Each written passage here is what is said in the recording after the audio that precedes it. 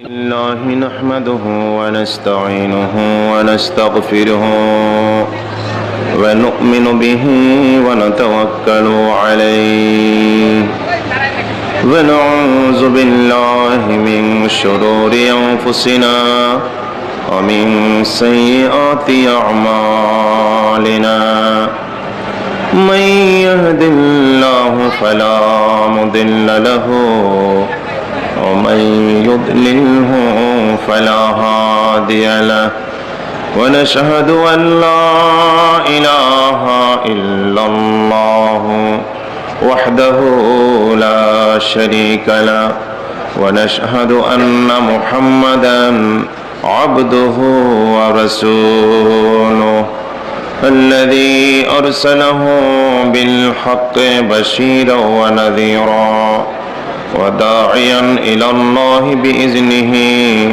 وسراجا منيرا فقد قال الله تعالى في كلامه المجيد وفرقانه الحميد فأعوذ بالله من الشيطان الرجيم بسم الله الرحمن الرحيم بسم الله الرحمن الرحيم أم حسبت أن أصحاب الكهف والرقيم كانوا من آياتنا عجبا إذ أوى الفتية إلى الكهف فقالوا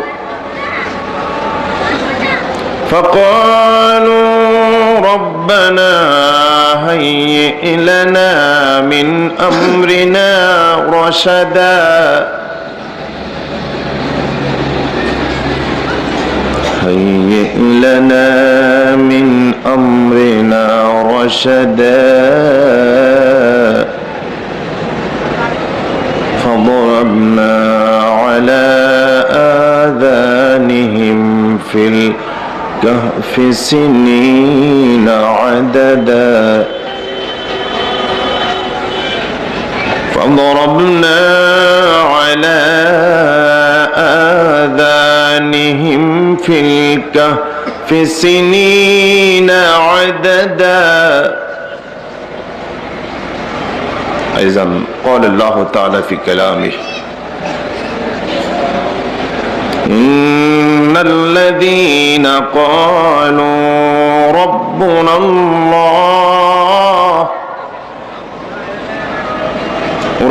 الله ثم استقاموا تتنزل عليهم الملائكة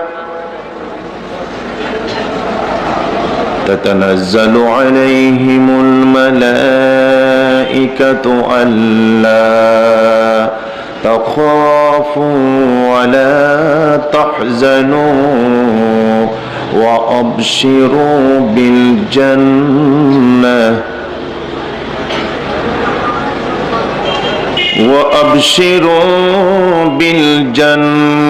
التي كنتم توعدون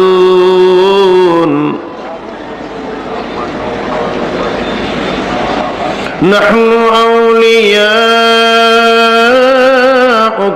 في الحياة الدنيا وفي الآخرة ولكم فيها ما تشتهي أنفسكم ولكم فيها ما تدعون نزلا من غفور رحيم সাদাকাল্লাহুল আযীম। এ দুনিয়া মুসাফির খানা, জানো না কত মানুষ আসলো গেল, রইল না। আলহামদুলিল্লাহ। আমার ভাইরা, আমার বন্ধুরা, এখানে ধনী আছেন, গরিবও আছে। ধনী গরিব, rich and poor, we are mix Muslim here. ধনী গরিব সর্বস্তরের জনগণ আমরা এখানে বসে পড়েছি। মাইক অপারেটর, সাউন্ড একটু কমিয়ে দাও। অপারেটর, ধনী গরিব আমরা এখানে সকলে বসে পড়েছি। ধনীও বলেছি আলহামদুলিল্লাহ, গরিবও বলেছি আলহামদুলিল্লাহ। মানুষের মধ্যে কিছু ক্লাসিফিকেশন আছে। কেউ আছে ধনী আল্লাহওয়ালা, অনেক ধন পাওয়ার পরও আল্লাহকে তারা ভুলে না। কেউ আছে নাথিং, কিছুই নাই, সে একদম গরিব, সে গরিব আল্লাহওয়ালা। বলছি ধনী আল্লাহওয়ালা, বলছি গরিব আল্লাহওয়ালা। ধনী আল্লাহওয়ালা সকালে নাস্তার টাইম ঘিয়ের বাজা পরোটা মুরগির রোস দিয়ে খেয়েছে। খেয়ে ধনী আল্লাহওয়ালা বেসিনের সামনে দাঁড়িয়েছে ফর দি হ্যান্ড ওয়াশ, হাত পরিষ্কার করবে। দুবাই থেকে সাবান আনা হাতে মাখছে, মেখে পানি ঢেলে হাত ধুয়ে ইটালি থেকে টাওয়াল ঝুলানো আছে, এক পাশে হাত মুছতেছে আর বলতেছে আলহামদুলিল্লাহ। অপরদিকে পৃথিবীর একটি প্রান্তে এনি ভেরি পুয়ার পারসন, একটা গরিব লোক, সেও আল্লাহওয়ালা। সকালে নাস্তার টাইম ধনী আল্লাহওয়ালা লোকটা নাস্তা করেছে ঘিয়ের বাজা পরোটা মুরগির রোস্ট দিয়ে। এত গরিব, তার তো রোস্ট নাই। বলেন কি নাই? বললে একটু ক্লিয়ার বলেন, কি নাই? কি কয়? হুশ নাই? আরে হুশ আছে বাবা, কি নাই? চিকেন রোস্ট নাই, সে তো গরিব। অল্প পান্থা ভাত, একটা বর্তনে একটু লবণ, একটা কাঁচামরিচ থাকলে, একটা পেঁয়াজ। এখন কি বাজারে পেঁয়াজের দাম একটু বেশি নাকি? তাহলে পেঁয়াজ বাদ দেন। পান্থা ভাত, লবণ, অল্প কাঁচামরিচ দিয়ে তৃপ্তি সহকারে নাস্তা করেছে গরিব আল্লাহওয়ালা লোকটা। তার তো বেসিন নাই, পেটে হাত দিয়েছে। তার তো ইটালির টাওয়াল নাই, সিরা গামছার মধ্যে হাত মুছতেছে আর বলতেছে আলহামদুলিল্লাহ। আল্লাহর হাবিব ফরমান, সাহাবীরা, ও সাহাবীরা, ধনী আল্লাহওয়ালা আর এই গরিব আল্লাহওয়ালা, এরা দুজন যদি এক ক্লাসের বেহেশতি হয়ে থাকে, তাহলে ধনী আল্লাহওয়ালা লোকটা থেকে গরিব আল্লাহওয়ালা লোকটা আল্লাহর জান্নাতে চলে যাবে 500 বছর আগে। কয় শত? আপনার জীব দুনিয়ার 500 বছর নয়, হাসনাবাদের, ঢাকা, মুন্সিগঞ্জ, কুমিল্লা, পৃথিবীর 500 বছর নয়। কানা মিকদারুহু আলফা সানাতিন মিম্মা তাওয়াদ্দুন। পরকালের একদিন পৃথিবীর 1000 বছরের সমান। পরকালের একদিন পৃথিবীর 1000 বছর। পরকালের একদিন যদি পৃথিবীর 1000 বছরের সমান হয়, নবীজি বললেন ধনী আল্লাহওয়ালা লোকটা থেকে গরিব আল্লাহওয়ালা লোকটা 500 বছর আগে আল্লাহর জান্নাতে চলে যাবে। তাহলে পরকালের একদিন যদি পৃথিবীর 1000 বছর হয়, তাহলে পরকালের 500 বছর পৃথিবীর কত বছর হবে? এই হিসাবটা জানার জন্য আমি ক্যালকুলেটরকে অনেক টিপাটিপি করেছিলাম। ক্যালকুলেটরকে হুজুর মাফ চাই, এই হিসাব আমি পারবো না। আমি কম্পিউটারকে বলেছিলাম, computer you may give me result. এই কম্পিউটার, তুমি কি এই হিসাবটা দিতে পারবা? পরকালের 500 বছর পৃথিবীর কত বছর হয়? কম্পিউটার কয় হুজুর মাথা তো ঝিমঝিম করে, তারপরও মোটামুটি একটা রেজাল্ট নিতে পারেন। পরকালের 500 বছর পৃথিবীর হয় 18,25,00,000 বছরের সমান। তাহলে হিসাবটা কি দাঁড়ালো? আল্লাহর হাবিব ফরমান, ধনী আল্লাহওয়ালা গরিব আল্লাহওয়ালা দুজন যদি এক ক্লাসের জান্নাতি হয়ে থাকে, তাহলে সাহাবীরা রে, ধনী আল্লাহওয়ালা লোকটা থেকে গরিব আল্লাহওয়ালা লোকটা আল্লাহর জান্নাতে চলে যাবে 18 কোটি 25 লক্ষ বছর আগে। চিৎকার করে বলেন সুবহান। তাই তো আমার দিনের নবী মোনাজাত করতেন আর চোখের পানি ছেড়ে ছেড়ে কাঁদতেন, আল্লাহুম্মা আহইনি মিসকিনাও ওয়া আমিতনি মিসকিনাও ওয়া হাশুরনি ফি জুমরাতিল মাসাকিন।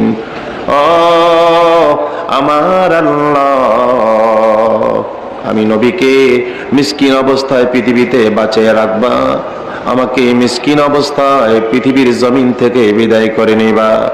আল্লাহ গো, ও আল্লাহ, আমি নবীকে মিসকিনের সাথে তুমি হাসর করাইবা। সাহাবায়ে কেরাম প্রশ্ন করেছিলেন, হুজুর এমন দোয়াটা কেন করলেন? গরিবের সাথে আপনার হাসর হবে, ধনীর সাথে হাসর হলে সমস্যা কি ছিল? আল্লাহর হাবিব ফরমান, সাহাবীরা রে, ধনী আল্লাহওয়ালারা হাসরের কঠিন দিনে আল্লাহর সামনে লাইন ধরে দাঁড়িয়ে যাবে।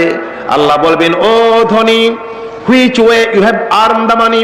ধনী রে, তুমি যে সম্পদের শালী হয়েছো, তুমি যে টাকা পয়সার মালিক হয়েছো, কোন কোন পথে তুমি টাকা অর্জন করেছো?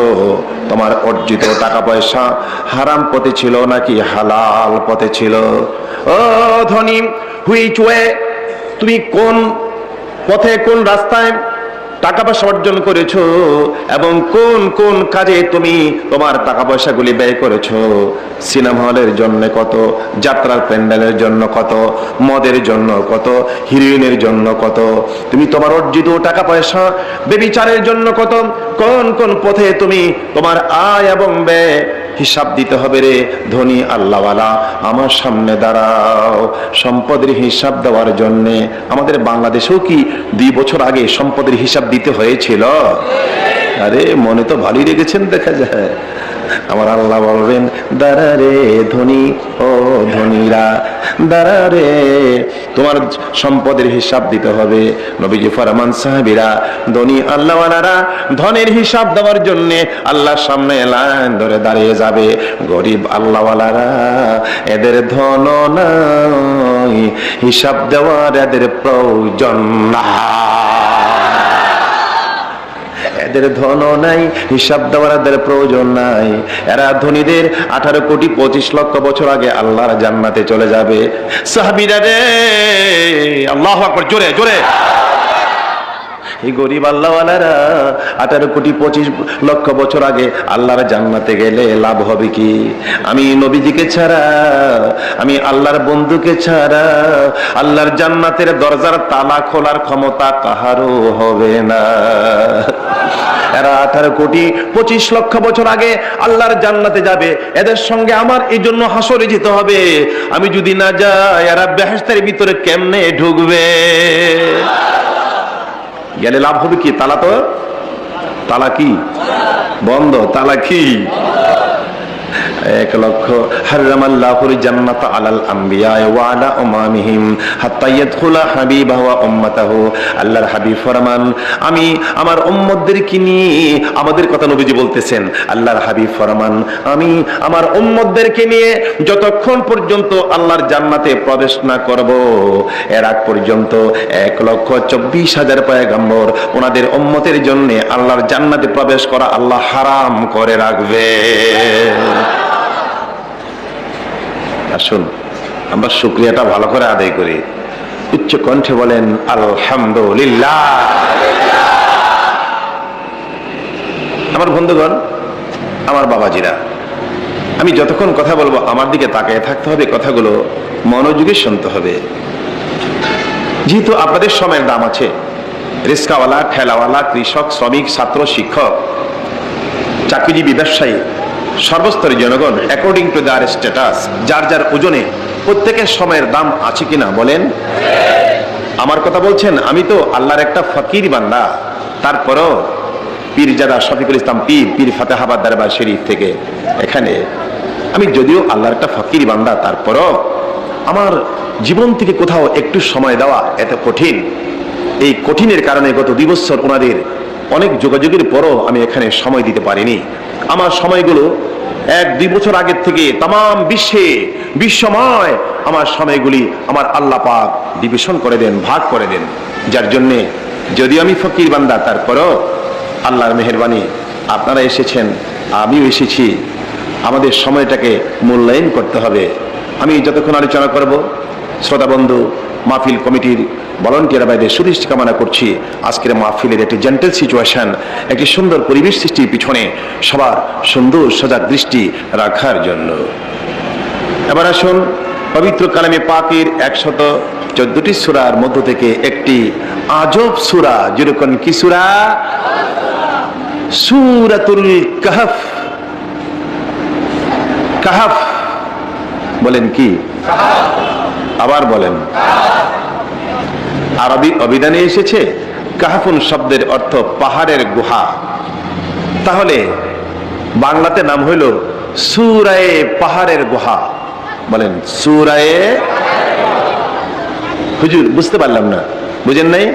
আজ থেকে 6000 বছর আগে বর্তমান জর্দানের রাজধানী আম্মান থেকে 7 কিলোমিটার দক্ষিণ পূর্ব কর্নারে একটা পাহাড়ের গুহার ভিতরে একটা করুণ, একটা মর্মান্তিক, একটা লোমহর্ষক ঘটনা ঘটেছিল। ওই ঘটনা আল্লাহ পাক ওয়াজ করছেন নবীজির কাছে। বক্তা হলেন আল্লাহ, শ্রোতা হলেন নবীজি। শ্রোতাকে আমার আল্লাহ ওয়াজ করেছেন আর নবীজি শুনেছেন পাহাড়ের গুহার ঘটনা। এই জন্য এই সূরার নামও রাখা হয়েছে পাহাড়ের গুহা।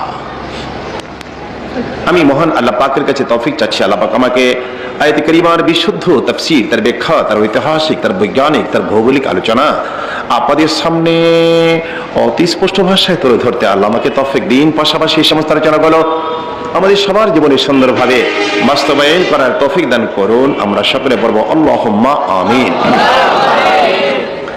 আমি এই তাফসীরের ফাঁকে ফাঁকে যখন আয়াতে কারিমা তেলাওয়াত করব, আমার তেলাওয়াত শেষ আপনারা উচ্চ কণ্ঠে বলে দিবেন আল্লাহু আকবার। পারা যাবে? কষ্ট হবে না তো? শুরু হচ্ছে সরাসরি পবিত্র কালামে পাক থেকে তাফসীর ইনশাআল্লাহ। আউযু বিল্লাহি মিনাশ শাইতানির রাজীম। বিতাড়িত প্রতারিত শয়তান থেকে আল্লাহর কাছে পানা চাই।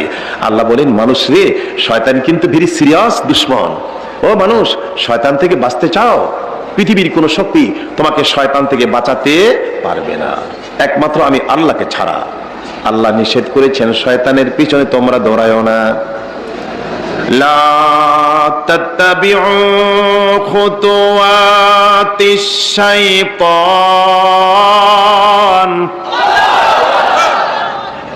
আল্লাহ বলেন শয়তানের অনুকরণ করো না। Follow not the foot step of devil. আপনি যদি বলেন আল্লাহ শয়তানের অনুকরণ কেন করব না? ইন্নাহু লাকুম আদুউম মুবিন। আল্লাহ বলেন নিশ্চয়ই শয়তান তোমাদের প্রকাশ্য দুশমন। Surely he is an open enemy for you. বিসমিল্লাহির রহমানির রহিম। শুরু করছি নামে ওই আল্লাহর। কার নামে? কুল নাই, কিনারা নাই, মহিমা যাহার। By the name of Allah, the most gracious and most merciful. আবার পড়ুন, বিসমিল্লাহির রহমানির রহিম। আম হাসিবতা আন্না আসহাবাল কাহফি ওয়ার রাকিম।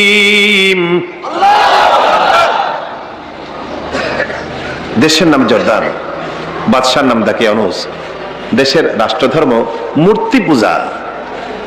দাকিয়ানুস বাদশা ফরমান জারি করেছে, আমার দেশের প্রত্যেকটি জনগণ মূর্তির সামনে মাথা নত করতে হবে। আমার আইন যে মানবে না তাকে জ্যান্ত কবর দেওয়া হবে। ডিআইবি, সিআইডি, এনএসআই, ইন্টেলিজেন্স ব্রাঞ্চের লোকেরা ছড়িয়ে পড়ো দেশের অলিগলিতে, দেখো তো এমন কোন ব্যক্তি আছে কিনা যে আমার আইন মানে না, মানে মূর্তির সামনে মাথা নত করে। ছড়িয়ে পড়েছে ডিআইবি সাইডের লোকেরা। দেশের সমস্ত জনগণ বাদশার আইনের সামনে শ্রদ্ধা জ্ঞাপন করে মূর্তি পূজা শুরু করেছে। জোরে বলেন নাউজুবিল্লাহ। ইন্টেলিজেন্স ব্রাঞ্চের লোকেরা বাদশার কাছে রিপোর্ট দিল, বাদশাহ তাম দেশ তন্ন তন্ন করে তালাশ করে দেখলাম দেশের সমস্ত জনগণ আপনার আইনের সামনে মাথা নত করেছে, মূর্তি পূজা শুরু করেছে, কিন্তু গো বাদশাহ 6টা যুবক ছেলে এরা আপনার আইন মানে না, আবার বাহাদুরি করে। আইন না মানলে বাদশাহ মৃত্যুদণ্ড দিবে, ঠিক আছে আমরা জীবন দিব কিন্তু ঈমান দিব না। বাদশাহ একা তো আইন মানে না, আবার বাহাদুরি করে জীবন দিব তবু ঈমান। বাদশাহ বলেন এদেরকে অ্যারেস্ট করে নিয়ে আসো। আনা হলো, তোমার নাম, বাড়ি, এই যে স্ট্যান্ড আপ, স্ট্যান্ড আপ, দূরে দূরে।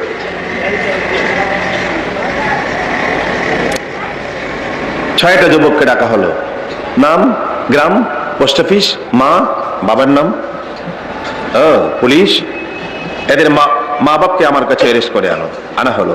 দেখুন দেশের সমস্ত জনগণ আমার আইনের সামনে মাথা নত করেছে, কিন্তু আপনাদের এই 6টা ছেলে এরা আইন মানে না, আবার বাহাদুরি করে আমরা জীবন দিব তবু বাদশার হুকুম মেনে আমরা মূর্তি পূজা করব না, আমরা ঈমান দিব না।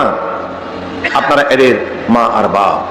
আমি তাদেরকে সময় দিলাম আপ টু মর্নিং, সকাল পর্যন্ত, উইদিন দিস টাইম, এই সময়ের ভিতরে এরা যদি আমার আইন না মানে, মূর্তির সামনে যদি মাথা নত না করে, তাহলে কালকে সকালবেলা এদেরকে বন্দি করে এনে আম্মান নামক রাজধানীর সবচেয়ে বড় ময়দানে লক্ষ লক্ষ জনতার সামনে এদের মৃত্যুদণ্ড দেওয়া হবে। আজকে রাত্রটা এদেরকে বুঝান। চলে গেছে মা আর বাপ এই ছেলেদের। ও বাবারা, অযথা জীবন দিয়ে লাভ কি? তাড়াতাড়ি বাদশার আইন মান, মূর্তির সামনে মাথা নত কর, আদারওয়াইজ মর্নিং এ পুলিশ এসে তোদের অ্যারেস্ট করে নিয়ে যাবে। ছেলেগুলো বলছে মা, ও মা, ও বাপ, ও জনম দুঃখিনী মা, ও সোনার বাপ, মানুষ কোনোদিন মানুষের হাতে তৈরি করা মূর্তির সামনে মাথা নত করতে পারে না। আম্মা গো, ও মা, আব্বা গো, ও বাপ, আমরা জীবন দিব তবু বাদশার আইন মানব না। চিৎকার করে বলেন সুবহান। মা গো, শিরিক মহাপাপ, প্রয়োজনে জীবন দিব তবু ঈমান আমরা বিক্রি করতে পারবো না। মা আর বাপ বলছে তাহলে তোদের দায়িত্ব আর আমরা নিতে পারলাম না, সকালবেলা পুলিশ এসে তোদের অ্যারেস্ট করে নিয়ে যাবে। ঘুমিয়ে গেছে মা বাপ। 6টা যুবক নির্জন স্থানে বসে পরামর্শ করলো, চল, যে দেশের বাদশা আমাদেরকে শিরিক করতে বাধ্য করে, এমনকি মা বাপ রে, চল এদেশে থাকবো না রে ভাই।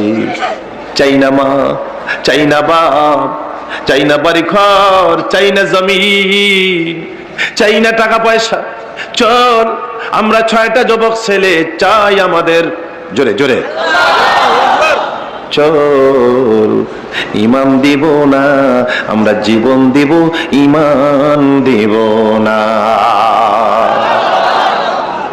6টা ছেলে পরামর্শ করতেছে, চল আমরা হিজরত করে চলে যাব। কোন পথে যাবি? রাস্তা কোনটা? ভাগবি কোন পথ দিয়ে?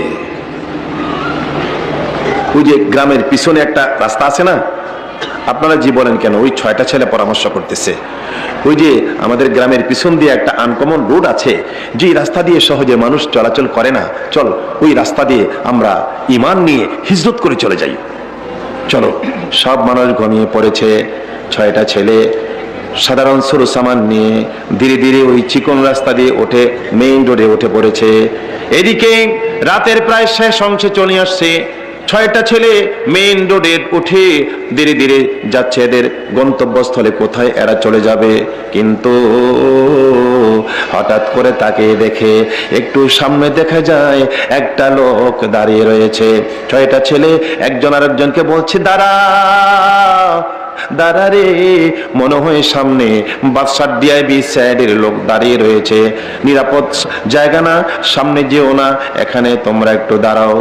ওই যে লোকটার সামনে দাঁড়ানো বুঝতে পেরেছে আমাকে দেখে বুঝি ভয় পায়, এজন্য বুঝি এরা সামনে আসে না। ওই লোকটা দূরের থেকে ডাক দিল, যুবকেরা রে, ও ছেলেরা, আল্লাহু আকবার, যুবকেরা রে, ও ছেলেরা, আমাকে দেখে বুঝি তোমরা ভয় পাও?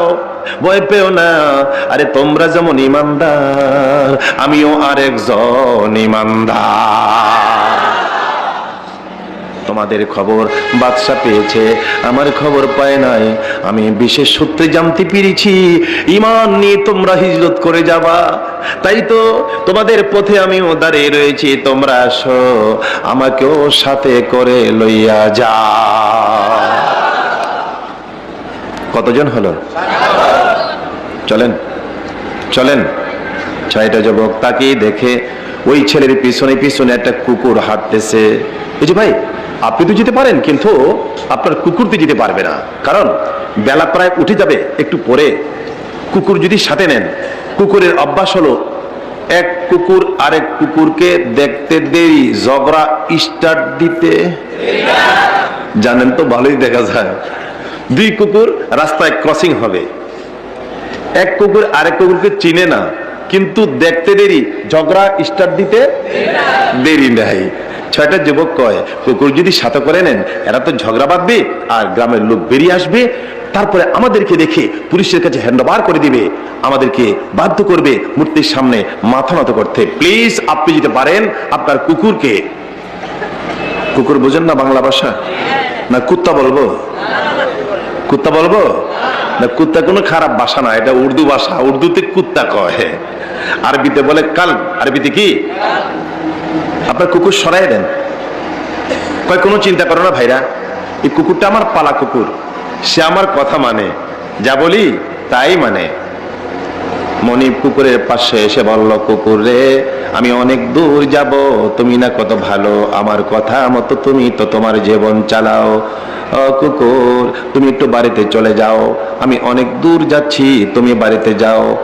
কিন্তু এই মনিব তাকিয়ে দেখে 7 নম্বর যুবকটা দেখে অন্যদিন কুকুরকে বলার সঙ্গে সঙ্গে মাথা ঘুরাইয়া বাড়িতে চলে যায়। আজকে বারে বারে বলতেছে, কুকুর ও সোনামণি তুমি বাড়িতে যাও, যতই বলে আজকে কেন জানি কুকুর বাড়ির পানে মাথা ঘোরায় না।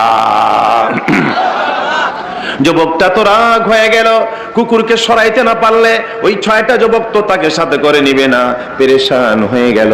তাফসিরে লেখে ওই যুবকটা কোমর থেকে চামড়ার বেত বের করে এক একটা আঘাত কুকুরের গায়ে আঘাত করতেছে। কিতাবে লেখে চামড়ার বেতের এক একটা আঘাতের সাথে সাথে কুকুরের গায়ের চামড়াগুলো চির চির করে ছিঁড়ে যাচ্ছে।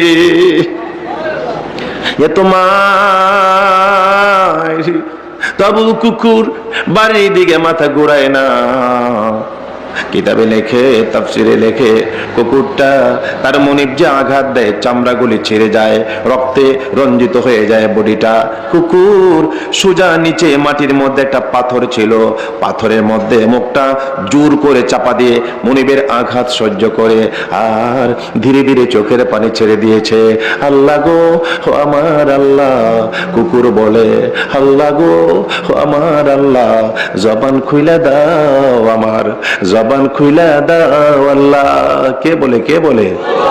আল্লাহ গো আমার আল্লাহ, আমার জবান খুইলা দাও, আমার মনিবের মনের কথা বইলা যায়। আল্লাহর করিশমা বোঝা যায় না রে ভাই, কুকুরের জবান খুলে যায়। কুকুর চিৎকার মেরে বলল, আরে মনিব, ও যুবকেরা, আমাকে নিয়ে তোমরা কোনো চিন্তা করো না, তোমরা তো জানো না তোমরা যেমন ইমানদার, আমি কুকুরও আরেকজন ইমানদার। তোমরা যেমন ইমানদার, আমি কুকুরও আরেকজন ইমানদার। তোমরা যেমন মুশরিক বাদশার দেশে থাকবা না, আমি কুকুরও মুশরিক বাদশার দেশে থাকবো না। তোমরা যেমন ঈমান দিবা না, আমি কুত্তাও ঈমান দিব না। প্লিজ মেহেরবানি করো, আমি কথা দিলাম, আমার কোনো স্বজাতি কুকুর যদি আমার সঙ্গে সাক্ষাৎ করে ঝগড়া লাগে, আমারে খামড়াইতে খামড়াইতে আমার গায়ের গোশত যদি ছিন্ন বিচ্ছিন্ন করে দেয়, কথা দিলাম রে ভাইরা, আমি কুকুর টু শব্দ করব না। না না, আমি একটু আওয়াজ করব না। তবু তোমরা মেহেরবানি করে তোমাদের সাথে করে আমাকে লইয়া যাও। আমার ভাইরা, মোস্ট ইম্পর্টেন্ট এন্ড ইন্টারেস্টিং আলোচনা already in front of me. গুরুত্বপূর্ণ কথা আমার সামনে। আপনাদের জানা আছে পীরজাদা শফিকুল ইসলাম পীর ফাতেহাবাদের পীর আজে বাজে কথা বলা, গদবান্দা কথা বলা, গাজী কালুর পুঁথি এগুলি বলার অভ্যাস পীরজাদা শফিকুল ইসলামের নেই। আপনাদের দোয়ায়, আল্লাহর মেহেরবানিতে, আমার আব্বা আম্মার দোয়ায় পবিত্র কালামে পাকের কথাগুলো, হাদিস শরীফের কথাগুলো আপনাদেরকে রিলে করে শোনাচ্ছি ইনশাআল্লাহ। অত্যন্ত গুরুত্বপূর্ণ কথা আমার সামনে। চলুন এর আগে মাবুদের সাথে একটু লাইন করি। আল্লাহর সাথে কি করবেন লাইন করবেন। চেয়ারম্যানের সাথে লাইন করবেন। চেয়ারম্যান সাহেবের সাথে যদি লাইন করতে পারবেন, তাহলে গম আটা পাইবেন বস্তা বস্তা, ঠিক কিনা কোন? আর এমপি সাহেবের সাথে লাইন করলে তো ট্রাক ভরা, ঠিক কিনা বলেন? আর আমার আল্লাহর সাথে যদি আপনি কথাবার্তা দিন, আপনার চল চলন দিন, আপনার আমল আখলাক দিন, আপনি যদি আল্লাহর সাথে লাইন করতে পারেন, যে লোকটা আল্লাহর সাথে লাইন করে সে আল্লাহ ওয়ালা হইয়া যায়। মানলাহুল মাওলা ফালাহুল কুল, যে আল্লাহ ওয়ালা হয় 39,000 মাখলুকাত তার হাতের তলায় হাজির হয়ে যায়। চলুন আল্লাহর সাথে একটু সম্পর্কটা করেন। জাতি নাম ইসমে জাত হৃৎপিণ্ডে আঘাত দেন। আল্লাহ আল্লাহ আল্লাহ আল্লাহ আল্লাহ, হয় না আল্লাহ আল্লাহ আল্লাহ আল্লাহ আল্লাহ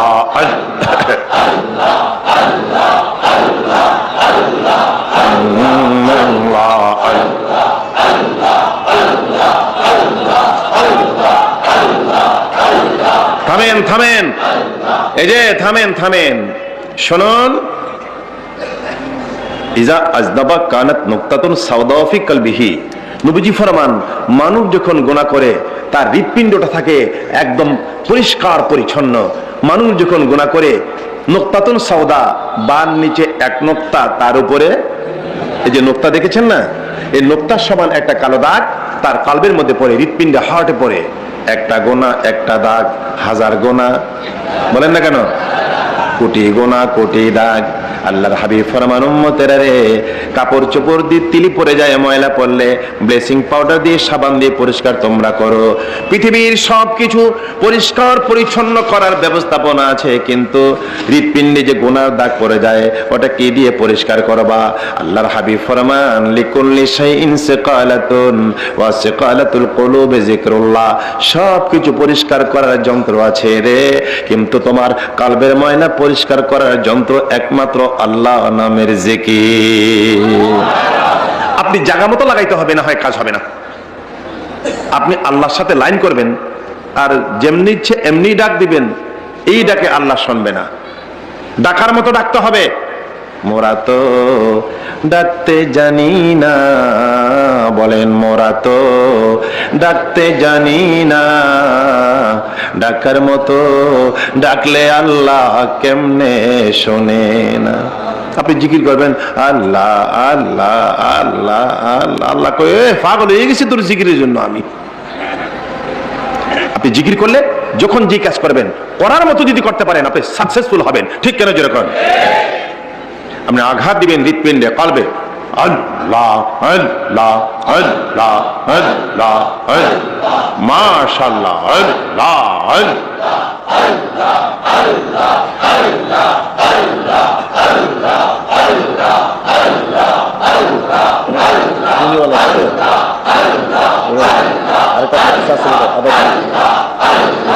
আল্লাহ আল্লাহ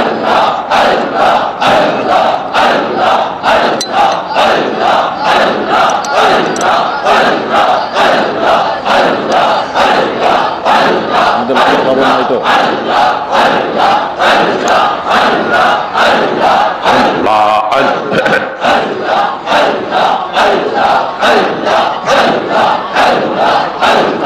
আল্লাহ নামের পাগল যারা, আল্লাহ আল্লাহ নামের পাগল যারা, আল্লাহ আল্লাহ বলে তারা, ক্ষণে ক্ষণে ক্ষণে ক্ষণে কাবাতে যায়, ক্ষণে ক্ষণে রওজাতে যায়, ক্ষণে বেহুশ হইয়া যায়। আল্লাহ আল্লাহ আল্লাহ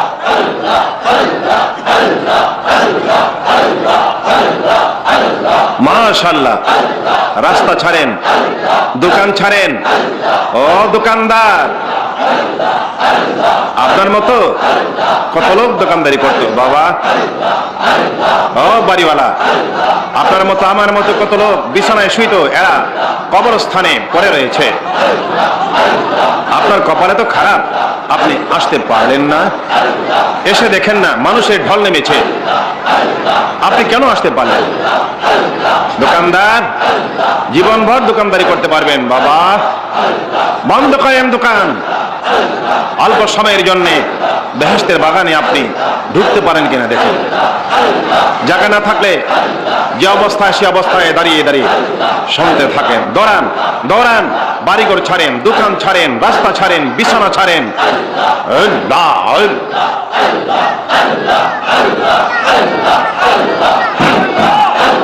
মাশাআল্লাহ।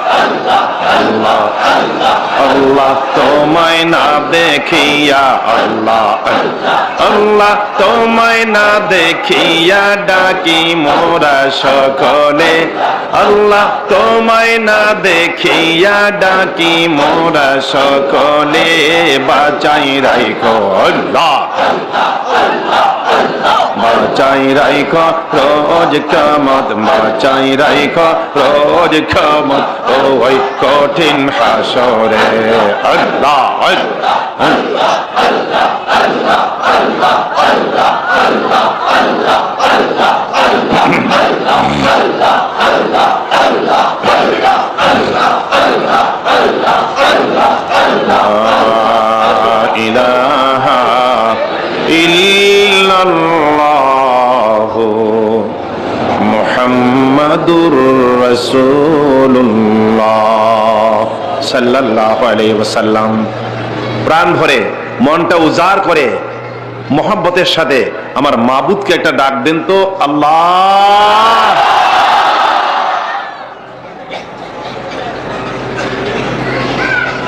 সাগে আসহা বেকহা ফি রোজে চাঁদ, সাগে আসহা বেকহা ফি রোজে চাঁদ, বাইনে কাগে রফতে মর্দা মে শোদ, চোকে নারা তে বিয়ানি হুনর বোধ, চোকে নারা তে বিয়ানি হুনর বোধ, पैगंबर जागी कतरश नय अफसोस हुनर बंद माँ गेरेदारी नगौहार क्या गुलखारा ज़ेबराहिम ज़िया।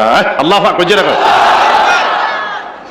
আমার ভাইয়েরা কোন কোন কিতাবে লেখে 18,000 মাখলুকাত, কোন কোন কিতাবে লেখে 40,000 মাখলুকাত। 40,000 মাখলুকাতের মধ্যে একটা নিকৃষ্ট প্রাণী কুকুর, ওই নিকৃষ্ট প্রাণী কুকুর একটা ইমানদার যুবকের সঙ্গে থাকার কারণে কুত্তাটাও ইমানদার হয়ে গেল। A man is known by the company he keeps. আপনি মুয়াজ্জিনের সঙ্গে চলেন, দুদিন পর আপনি আজান দিতে পারবেন। ইমাম সাহেবের সঙ্গে চলেন, দুদিন পরে সুন্দর সুন্দর সূরা বলতে পারবেন। ও ভাইয়েরা, আপনি যতই খারাপ হন, ভালোর সঙ্গে চলেন। আল্লাহ বলেন ওয়াকুনু মা'আস সাদিকিন। আমার আল্লাহ বলেন ভালোর সঙ্গে চলো, তুমি ভালো হয়ে যাবা। আর তুমি যতই ভালো হও, তুমি যদি খারাপের সঙ্গে চলো, আজকে কালকে পরশু তুমি একদিন খারাপ হয়ে যাবা। ও পীর ফাতেহাবাদের পীর পীর জাদা শফিকুল ইসলাম কি প্রমাণ আছে খারাপের সঙ্গে থাকলে ভালো মানুষ খারাপ হয়ে যাবে? শুধু কি ভালো মানুষ, নূহ নবীর ছেলে কেনান, তামাম দুনিয়া প্লাবন হয়ে গেছে, পানি আর পানি। নূহ আলাইহিস সালাম ইমানদারদেরকে নিয়ে নৌকায় আরোহণ করেছে। নূহ নবীর ছেলে কেনান বেঈমানের সঙ্গে থাকার কারণে নবীর ছেলে হয়েও তার কপালে ঈমান নসিব হইল না। After all he is the son of পয়গম্বর। এটা পয়গম্বরের ছেলে, পয়গম্বরের ছেলে হয়েও বেঈমান বেদিনের সঙ্গে থাকার কারণে তার ঈমান নসিব হলো না। ওই নৌকা তো ঢেউয়ের তালে তালে চলছে, নূহ নবীর ছেলে মাথা একবার পানির নিচে যায়, আবার পানির উপরে ওঠে। কেনান, নাম কি? কেনান একবার মাথা পানির নিচে যায়, আবার পানির উপরে ওঠে। আপনি যে গোসল করেন পুকুরে, দেশে গেলে আপনি একবার মাথা নিচে দেন, পানির আবার উপরে উঠান, এটা কি দিচ্ছেন? আপনি কি দিয়েছেন? জোরে কর নাকি? নিজে নিজে মাথা পানির নিচে দিলে আবার উপরে উঠাইলে এটারে কয় ডুবানি। কি বলে? জোরে বলেন। নিজে নিজে পানির নিচে একবার মাথা, উপরে একবার মাথা, এটারে কি বলে? নিজে নিজে করলে। আর একজনও যদি জোর করে ধরে আপনার মাথা একবার পানির নিচে দেয়, আবার মাথা পানির উপরে তোলে, এটারে কি বলে? সুবানি। জোরে কোন কি বলে? নিজে করলে ডুবানি, আর আরেকজনে করলে জোরে কথা কয় না, আরেকজনে করলে। নূহ আলাইহিস সালামের নৌকা ঢেউয়ের তারে তারে চলছে, আর ওনার ছেলে পয়গম্বরের ছেলে হয়েও বেঈমান বেদিনের সঙ্গ লাভ করার কারণে আমার ভাইয়েরা সে বেঈমান হয়ে গেল। নৌকায় ওঠার তার দাবিদার, সে দাবি করতে পারে না। ইমানদারদেরকে নিয়ে নূহ আলাইহিস সালাম নৌকায় আরোহণ করে। নূহ নবী দেখে ওনার ছেলে একবার মাথা পানির নিচে, আবার পানির উপরে চুবাইতেছে। কে কে চুবায়? কে চুবায়? ওই পানির উপরে যখন মাথা উঠায় দেখে নিজের বাপ ওই নৌকার মধ্যে চেহারা দেখা যায়। আব্বু, আব্বু, আব্বু, ওই আব্বু, তুমি না আমার বাপ? বাবা গো। আরে সন্তান এবং মাতা পিতার একটা সম্পর্ক আছে, ডাকটা দিলে চুমা দরবার লবন পস্তা নেহাদা, চুমা দরবার লবন পস্তা নেহাদা, যে খোখারি এসে কামশির দাদা, কোনো নাম্বো এমা নখনো চশিরাস্ত, কোনো নাম্বো এমা নখনো চশিরাস্ত, হনু জমজম কশিরাম দার জমে। আল্লাহ পাক জোরে বলে। ছেলে মেয়ে মা বাবা বলে ডাক দিলে মা বাপ সন্তানের সাথে একটা বিনা তারে মায়ার সম্পর্ক থাকে। ডাকটা দিলে মা বাবার কোলে যায় রাখাপাত করে।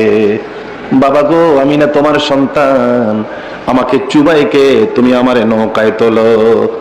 ছেলে তো হাতটা মাত্র বাড়িয়েছেন নূহ নবী, আমার আল্লাহ ডাক দিলেন, এরে নূহ, তোমার ছেলে তাওহীদ মানে না, রিসালাত মানে না, আখিরাত মানে না, লাইসা মিন আহলিক নহরে।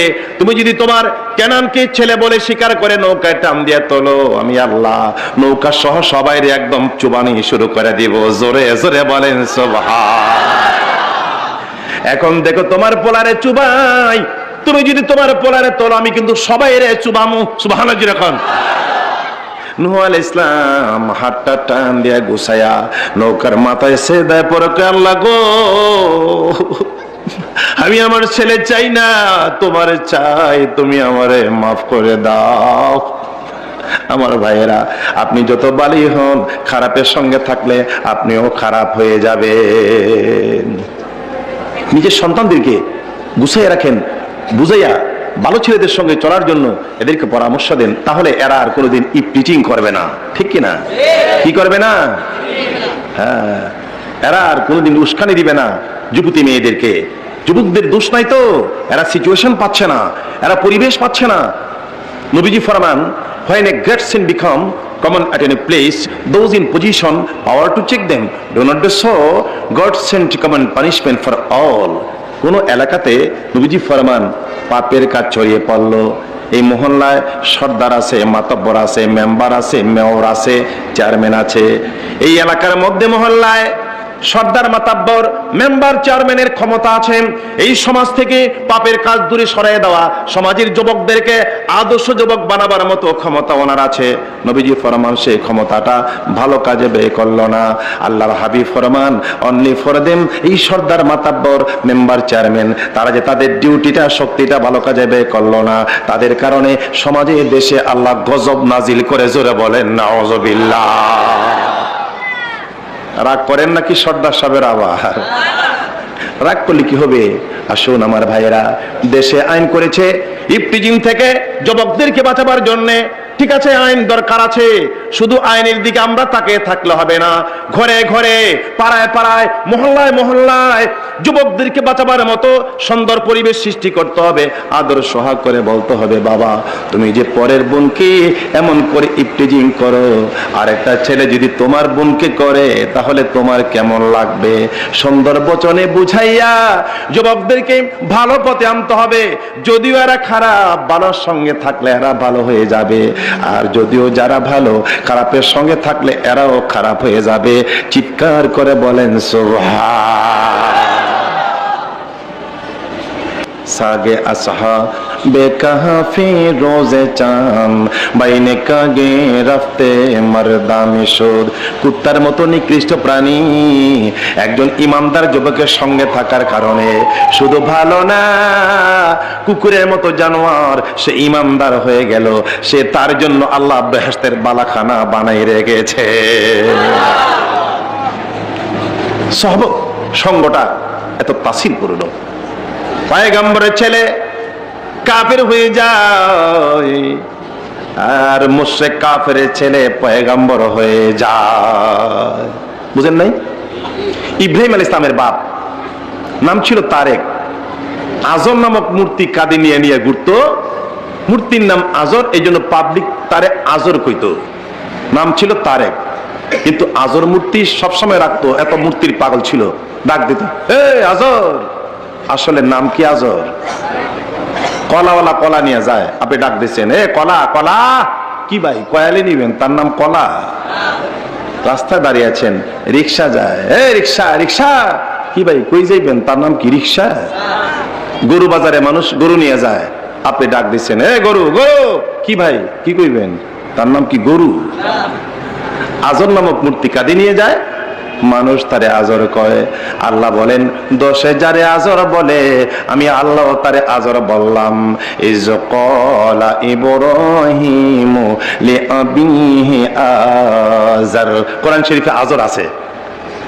আমার ভাইয়েরা, নূহ নবীর ছেলে, পয়গম্বরের ছেলে, ওই কাফের হয়ে যায়। আর কাফের মুশরিক আজরের ছেলে ইব্রাহিম খলিলুল্লাহ, জাতির মুসলিমের মিল্লাতের পিতা, আল্লাহর পয়গম্বর হয়ে যায়। বলেন সুবহান। আসলে ইব্রাহিম আলাইহিস সালামের ছোট সময় থেকেই ইমানি জজবা তো, যেই পাখি উড়ে বাসায় নাকি ধরফর করে। তো ইব্রাহিম নবীর বাপ তো নমরুদকে খোদা স্বীকার করেছে। ইব্রাহিম আলাইহিস সালাম তো ছোট, তো আজর একদিন নমরুদের বাড়িতে রওনা দিয়েছে। বাচ্চা ইব্রাহিম ডেকে বলে, আব্বা কোথায় যাও? নমরুদ, খোদার বাড়ি যাই। আমারে নিবা না? তোরে নিব, তোর মুখ ভালো না। হ্যাঁ, আমারে না নিলে আমি খাবো না, ঘুমাবো না, আমি কাঁদবো। মা কয়, আপনি কি পাষাণ? পোলাটা এত সুন্দর করে কথা কয়, আপনার মন কি একটু গলে না? আসলে ছেলে মেয়ে ডাক দিলে পিতামাতার মন না গইলা পারে না। আমি আলোচনায় এক্সাম্পল সেট করতে গিয়ে বলে থাকি, এক বাদশা, ছেলেও নাই মেয়েও নাই। আজকে রাজদরবারে প্রধান উজির আসতে 1 ঘন্টা দেরি করে ফেলছে। বাদশা বলল, উজির আজম, তুমি যদি 1 ঘন্টা দেরি করো অন্যদের কি অবস্থা হবে? তুমি কি জন্য দেরি করেছো? অভিযুক্ত প্রমাণ দাও, অবৈধ কারণ দর্শাও, আর না হয় তোমার চাকরি আমি ক্যান্সেল করে দেব। যারা উজির এরা বড় চিকন বুদ্ধি জানে। স্যার মনে কিছু নিয়েন না, আমি তো টাইমলি বেরিয়ে গেছিলাম ঘর থেকে। হুজুর আমি ঘর থেকে বেরিয়ে গেছি, চলে আসব, এমন সময় আমার ছোট্ট পোলাটা, পোলা বোঝেন তো, ছোট্ট পোলাটা আমার সামনে দাঁড়াইয়া অনেক কিছু আবদার করলো, চাইলো, তার মনটা রক্ষা করতে স্যার 1 ঘন্টা দেরি হয়ে গেছে। বাদশা কই কি একটা ছেলের মন রক্ষা করতে 1 ঘন্টা দেরি হয়? আমি মানি না। উজির কয় স্যার আমি আপনাকে কেমনে বুঝাবো? ছেলে মেয়ে ডাক দিলে পিতামাতার মন কি রেখাপাত করি, ইউ ক্যান্ট ইমাজিন, আপনি তো আন্দাজ করতে পারেন না স্যার। আপনার তো ছেলেও নাই, আপনার তো এটা কাজ করেন না স্যার। আপনি অল্প সময়ের জন্য আমার বাপ হন, আমি আপনার ফোলা ওই, আমি কিছু চাই আপনি দিয়া দেখেন কতক্ষণ সময় লাগে। বাদশা কয় যাও, আমি তোমার বাপ হলাম, তুমি আমার পোলা, দেখি তুমি কি চাবে চাও, কতক্ষণ সময় লাগে দিতে। এখন উজির ছোট্ট পোলা সেজেছে, বাদশা ছোট্ট পোলার বাপ। উজির কান্দে, হ্যাঁ হ্যাঁ হ্যাঁ। বাদশা কয় কাদস কেন পোলা, আমাকে একটা মাটির পাতিল এনে দেন। এটা একটা চাওয়া হইল? কে আছিস, এটা মাটির পাতিল দে। আবার কান্দে, হ্যাঁ হ্যাঁ। বাদশা কয় কাদস কেন পোলা, আমাকে একটা হাতি এনে দেন। এটা একটা চাওয়া হইলো? আমার হাতির অভাব আছে। কে আছিস, একটা হাতি এনে দে। উজির পোলা হয়েছে দেখা তুমি চাইতেই থাকবা, আমি দিতেই থাকবো, এত সময় আমার নাই। আর কি চাইবে, একটা চাও। হ্যাঁ হ্যাঁ হ্যাঁ। কাদস কেন পোলা, এই হাতিডারে মাটির পাতিলের ভিতরে বইরা দেন। বাদশা কই কই কি হে উজিরা, আরে কস কি তুই, হাতি আবার ফাতিল বড় কেমনে? উজির কয় বাদশা, বাদশা হাতি ফাতিলা বার বার। বাদশাকে উজির বুঝলাম ছেলে মন রক্ষা করতে 1 ঘন্টা কেন, আরো বেশি সময় লাগতে পারে। আর তোর মতো ফোলা যদিও কিয়ামতের আগেও শেষ হইব না। বাবা তুমি কোথায় যাও? নমরুদ খোদার বাড়ির যাই। আমাকে নিবা না? তোর তো মুখ ভালো না। হ্যাঁ আমি ঘুমাবো না, খাবো না। মা কয় তাকে যদি না নাও আমি যাব না। কয় ঠিক আছে চল। পোলার মারে কয়, ইব্রাহিম নবীর মারে কয় একটা গামছার সাথে করে লাও। কয় কেন? কয় তার তো মুখ ভালো না।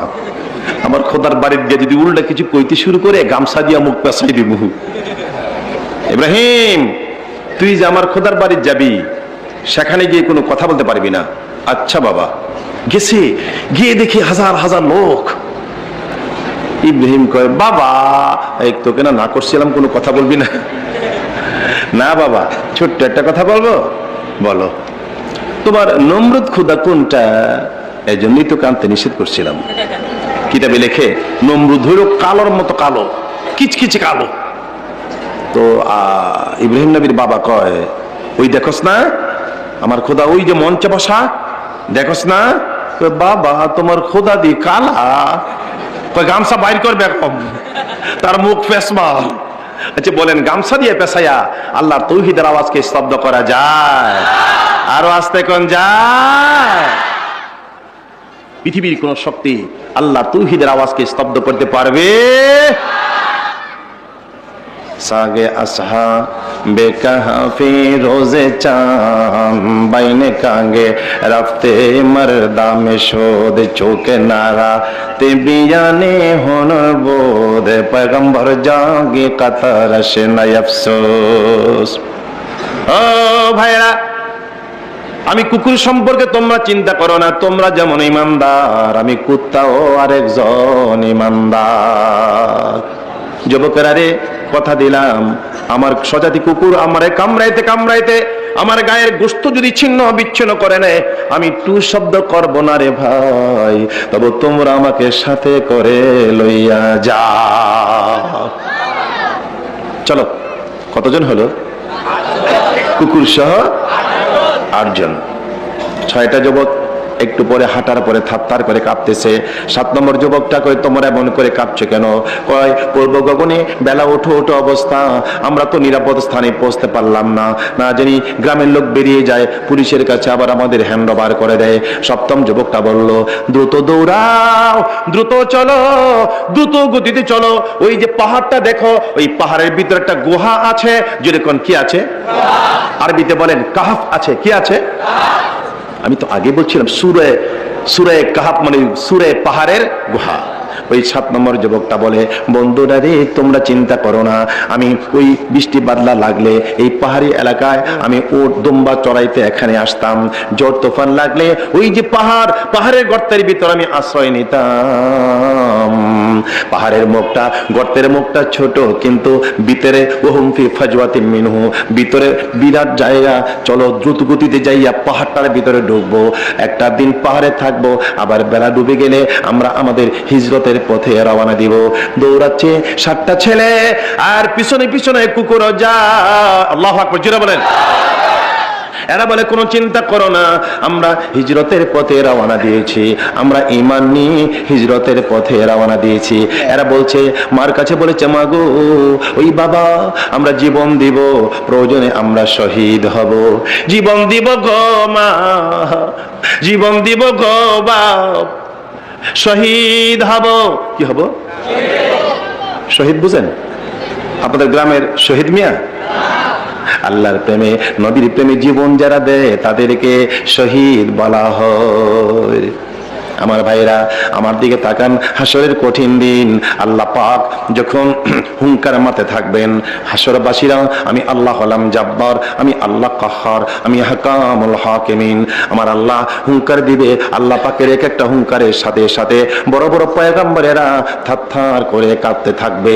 আরে আদম ও সফিউল্লাহ, নূহ নবিউল্লাহ, ইব্রাহিম ও খলিলুল্লাহ, আল্লাহর হুঙ্কারের সাথে সাথে বড় বড় পয়গম্বর, অ্যাডভোকেট, ব্যারিস্টার, তারা পর্যন্ত আল্লাহ ভয়ে থারথার করে কাঁপতে থাকবে। এমন সময় আমার আল্লাহ বলবেন, ও হাসরবাসীরা, আমার সামনে দিয়া বেহেশতের রাস্তা, এই সামনে দিয়া বেহেশতের রাস্তা। আজকে এই রাস্তায় দিয়ে যদি কেউ জান্নাতে যেতে হয়, আমার কাছে পঙ্খানো হিসাব দিতে হবে।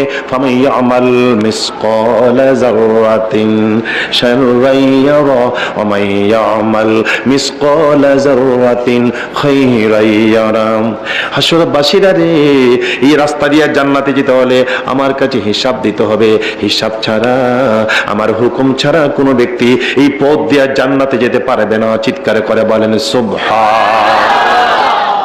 আমার আল্লাহ যখন হুঙ্কার মারতে থাকবেন, আমি জাব্বার, আমি কাহার, আমি হাকামুল হাকিমিন, আল্লাহ আহকামুল, আমার আল্লাহ নিজে বলেন, আলাইসাল্লাহু বিআহকামিল হাকিমিন।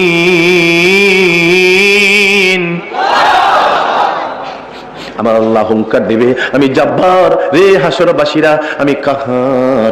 আল্লাহর ভয়ে পয়গম্বররা যখন থারথার করে কাঁপতে থাকবে, আর আমাদের অবস্থা হবে কি? এমন সময় আল্লাহ তাকিয়ে দেখবে, একদল মানুষ আল্লাহর সামনে দিয়া জান্নাতে চলে যায়, আল্লাহর কাছে হিসাব দেয় না, আল্লাহর কাছে হুকুমও নেয় না, আল্লাহরে কেয়ারও করে না, ডেম কেয়ার করে এরা জান্নাতে চলে যায়। বলেন সুবহান। আমার আল্লাহ এদেরকে লক্ষ্য করে ডাক দিবেন, তোমরা কারা রে, তোমরা কারা গো? আমার হুঙ্কারের কারণে যেখানে পয়গম্বরেরা থারথার করে কাঁপতেছে, রে বান্দা, তোমরা কে? আমার কাছে হিসাবও দিলা না, আমার কাছে তোমরা পারমিশনও নিলা না, আমারে কেয়ারও করলা না, আম্মা তোমরা আমার সামনে দিয়ে জান্নাতে চলে যাচ্ছ। একটু দাঁড়াও, তোমাদের পরিচয়টা শুনি। এরা বলবে, আল্লাহ গো, আমাদের পরিচয় চাও। আমরা পৃথিবীতে মসজিদ কায়েমের জন্য, মাদ্রাসা কায়েমের জন্য, ওয়াজ মাহফিল কায়েমের জন্য, নামাজ কায়েমের জন্য, দ্বীন কায়েমের জন্য, ও আল্লাহ, আমরা জীবন দিয়ে শহীদ হয়েছি, আমরা শহীদ। আমার আল্লাহ বলবেন, রে শুহাদারা, তোমরা যে শহীদ, কি প্রমাণ আছে তোমাদের কাছে? এরা বলবে, বাবা সরকার খুদা পুরসত বগুয়ামদার জওয়াবে ও শহীদে খান যারে আশকাশ গাওয়া হে ও কাফনদারার। মাবুদ গো, মাবুদ, মাবুদ, আমরা শাহাদাত বরণ করেছি, তুমি বুঝি প্রমাণ চাও রে আল্লাহ? তাকে দেখো গো আল্লাহ, তাকে দেখো গো, আমরা যে শাহাদাত বরণ করেছি, শাহাদাতের রক্তের দাগ এখন আমাদের জামার মধ্যে লেগে রয়েছে। জোরে জোরে জোরে জোরে। মাবুদ, মাবুদ গো, আমরা জীবন দিয়েছি, আমাদের শাহাদতের রক্তের দাগ আমাদের গায়ের জামার মধ্যে এখনো লেগে রয়েছে। জানেননি আমার ভাইরা, যারা শহীদ হয় এদের কোনো গোসল লাগে না, যে রক্তাক্ত কাপড় সহ এদেরকে কবরে দাফন করা হয়। আল্লাহ, আমরা জীবন দিয়েছি, শহীদ হয়েছি, প্রমাণ চাও। আমাদের কাপড়ে রক্তের দাগ লেগে রয়েছে, কিতাবে লেখে যখন বলবে মাবুদ গো, আমাদের গায়ের জামার মধ্যে রক্তের দাগ লেগে রয়েছে, তাকায় দেখো। এই কথা বলার সঙ্গে সঙ্গে শাহাদাতের গায়ের জামার রক্তের দাগ থেকে তাজা তাজা রক্ত হাসরের ময়দানে ফিনকি দিয়া ঝরতে শুরু করে দিবে।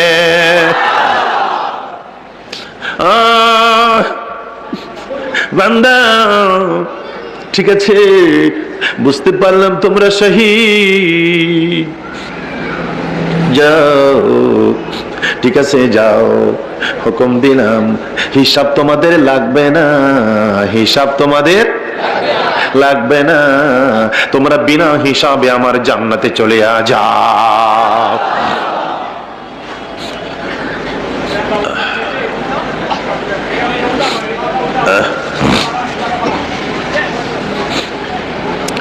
এই কোথায় যাও, যাও কোথায়? এরা বলবে আল্লাহ, আপনাদেরকে বলছি না, আল্লাহ বলবেন যাচ্ছ কোথায়? জান্নাতে, তাইলে একটু দাঁড়াও, দাঁড়া রে শহীদেরা, দাঁড়াও। আল্লাহ, তুমি শুধু ডিস্টার্ব করো। আল্লাহ বলবে কই কি আমি ডিস্টার্ব করি? সুবহানাল্লাহ বলেন। মাবুদ গো, ও আমার আল্লাহ, তুমি বুঝি ডিস্টার্ব করো, কি জন্য আবার দাঁড়াইতে বললা? আল্লাহ বলেন সুহাদারা রে, আজকে হাসরের মাঠে মানুষেরা কোটি কোটি লোক আমার কাছে অ্যাপ্লিকেশন করেছে কত কিছুর জন্য, আমি কারো অ্যাপ্লিকেশন গ্রহণ করি না, কিন্তু রে সুহাদারা, তোমাদের ব্যাপারে তোমরা তো কিছু চাও না, আমি আল্লাহ ইচ্ছা করে বললাম জান্নাতে যাওয়ার আগে আমার কাছে কিছু চাও। এরা বলবে মাবুদ গো, কিছু চাই না, তুমি ডিস্টার্ব করবা না। আল্লাহ বলবেন সুহাদারা রে, ও সুহাদারা, তোমরা কিছুই চাইবা না, মাবুদ এত ডিস্টার্ব করো, ঠিক আছে যাও, একটা আবদার তোমার কাছে করতে পারি। মাবুদ গো, গো আল্লাহ, তুমি দেখো গো, শাহাদাত বরণ করে কোটি কোটি বছর পরে আজকে তুমি আমাদের জিন্দা করেছো। মাবুদ, তুমি যখন বলো তোমার কাছে কিছু চাওয়ার জন্য, তাইলে একটা কাজ করো, আমাদেরকে জিন্দা করে আবার পৃথিবীতে পাঠিয়ে দাও, দুনিয়াতে যাই আমরা আবার ডাবল করে শহীদ হইতে চাই। আল্লাহ বলবেন রে সুহাদারা, জানো শাহাদতের পথে কত কষ্ট, কারো হাত কেটে ফেলেছে, কারো পা কেটে ফেলেছে, আরে কল্লা কেটে দ্বিখণ্ডিত করে দিয়েছে, তারপর তোমরা কেন আবার শহীদ হতে চাও?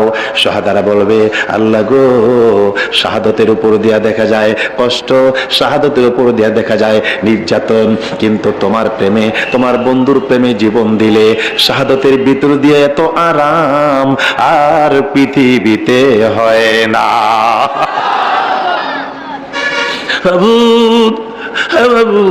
লক্ষ কোটি বছর আগে শাহাদাত বরণ করে এই তো কবরে শুয়েছিলাম, একটু আগে তুমি আমাদের জিন্দা করেছো। আল্লাহ, চোখটা খুলে জিহ্বাটা নাড়া দিয়ে দেখি, কোটি কোটি বছর আগের শাহাদতের স্বাদ এখনো আমাদের জিহ্বার মাথায় লেগে রয়েছে। আল্লাহ বলবেন ঠিক আছে, আর কিছু যদি না চাও তোমরা যাও, বিনা হিসাবে আমার জান্নাতে চলে যাও। এরা জিন্দা, এরা কি? আমার আল্লাহ বলেন লা তাকুলু লিমান ইউকতালু ফি সাবিলিল্লাহি আমওয়াত বাল আহইয়াউম ওয়ালাকিন লা তাশউরুন। আল্লাহ বলেন লা তাকুলু লিমান ইউকতালু ফি সাবিলিল্লাহি আমওয়াত, আমার পথে যারা জীবন দিয়েছে এদেরকে তোমরা কোনোদিন মৃত্যু বলো না, এরা হলো আমি আল্লাহর কাছে চিরকাল জিন্দা। এই যে আয়াতে কারিমা তেলাওয়াত করলাম, বদরের কবরস্থানে 13 জন সাহাবী কবরে শোয়া। কয়জন? যেরকম বদরের কবরস্থানে 13 জন সাহাবী শোয়া। তাদের সামনে আল্লাহ আয়াতে কারিমা নাজিল করেছেন, লা তাকুলু লিমান ইউকতালু ফি সাবিলিল্লাহি আমওয়াত। আমার ভাইরা, আমার বন্ধুরা, আপনাদের জানা আছে আমাদের বাড়ি আছে মক্কা শরীফ, আল্লাহর ঘর মিসফালা, আমাদের বাড়ি ঘর মিসফালা। আমার খালা, খালো, ভাই বোন এরা সৌদি। আমার আম্মার আপন 2টা বোন জান্নাতুল মুআল্লার কবরস্থানে খাদিজাতুল কুবরার সঙ্গে শুয়ে রয়েছেন। আমার ভাইরা, আমার যখন দাড়ি মুছোটে নাই, আল্লাহ মেহেরবানি করে তখন থেকে আমাকে নিয়ে যান সোনার মক্কা মদিনা। জীবনের প্রথম যখন মদিনা শরীফে গেলাম, আমার ভাইদেরকে বললাম, ভাইরা রে, ওয়াজ করি শুনি বদরের ময়দান কবরস্থান, চলো আমাকে একটু বদরের কবরস্থানটা দেখতে হবে, সেখানে নিয়ে যাও। চলে গেলাম, গিয়ে দেখি বদরের কবরস্থানের গেটটা বন্ধ করে রেখেছে। আরে কাঁদতে লাগলাম, আল্লাহ, হাজার হাজার মাইল দূর থেকে আসলাম, যাদেরকে তুমি জিন্দা বলেছো এরা এই কবরে বসা।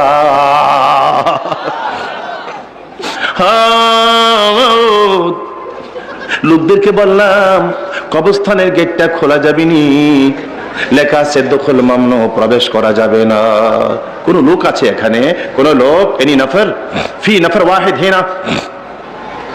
একজনে বলল, ওই পাশে রুমে একটা লোক আছে, তার সাথে কথা বলতে পারেন। গিয়ে বললাম, ভিতরে কি ঢোকা যাবে? কয়েন তামুসুক মক্তবহিনা দখল মামনু। ও হাজি, তুমি কি দেখো না এখানে লেখা আছে প্রবেশ করা নিষেধ?